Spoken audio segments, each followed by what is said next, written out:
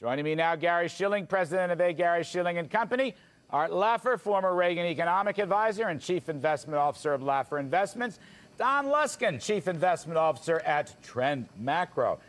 Don Luskin, I can just say to you, reading your blog today, nice try. Nice try for Jerry Ford, who we all personally like very much. But you're trying to sell him as a tax-cutting supply-sider. I am sorry.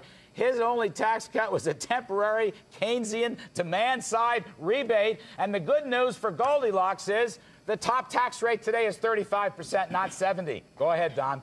Look, Larry, you got to start somewhere. Put yourself back to December of 1974. The Dow was off 45% from its highs.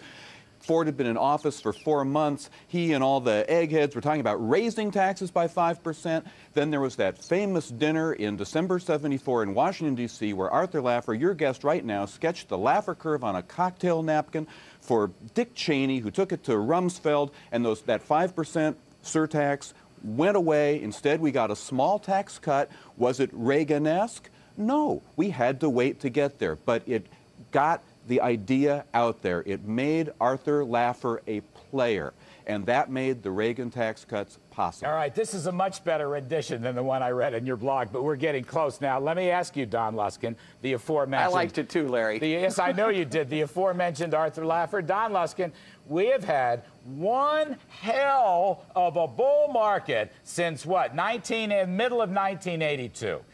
Will you acknowledge that bringing the top tax rate down from 70% to 35%, it actually got as low as 28%. And that helped conquer inflation and deregulating the market and getting cap gains to 15%, all of which we will call Laffernomics. Let me christen that phrase. Mr. Luskin, do you agree that that was the backbone of this phenomenal wealth-creating stock market over the past 2.5 decades?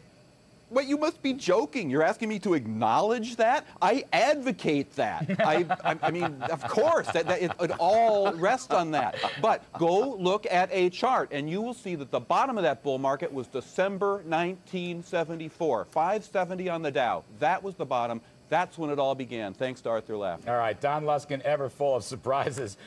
Do we need a continuation of the M&A wave to have a continuation of the bull market? Well, look, stocks are cheap. It's like Arthur says. And all this private equity has organized itself to take advantage of that, to borrow money while interest rates are low and buy stock prices while stock prices are low. That's part of the whole re-equilibration problem, and bravo.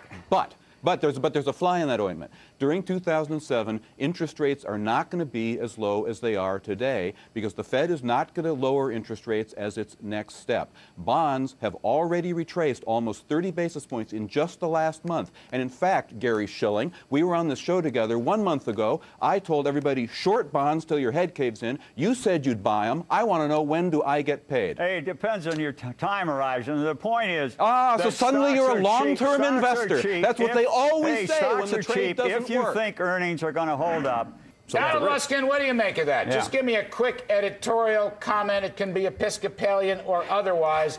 The polls say people want to raise taxes on the rich. You buy that, Don? I never met anybody who would say that, but what's your take? Well, I only hang out with people who are completely opposed to that idea. I like to hang out with rich people. But what can I tell you? But look, I don't know what people say when they answer polls, but all I can tell you is even the poorest wage earners are overtaxed because the Social Security tax is a tax on first dollar of labor income. Yeah. And it may be that you don't pay income tax until you're rich, which means, what, $35,000 a year? But all of your power to save for your family is sucked away by the payroll tax. Actually, everyone ought to want to see that cut. Don Luskin makes an interesting point.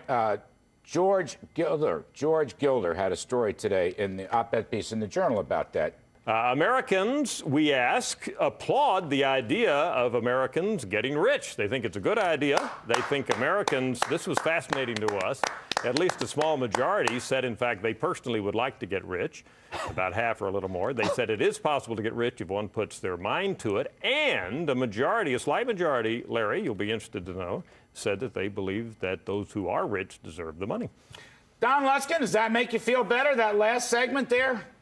No, it terrifies me. Did I hear him say that only half of Americans want to get rich? What is wrong with the other half? Do they think they have to work for it? Well, I think these may be somebody who's 85 years old and has pretty much given up in their lifetime on getting rich.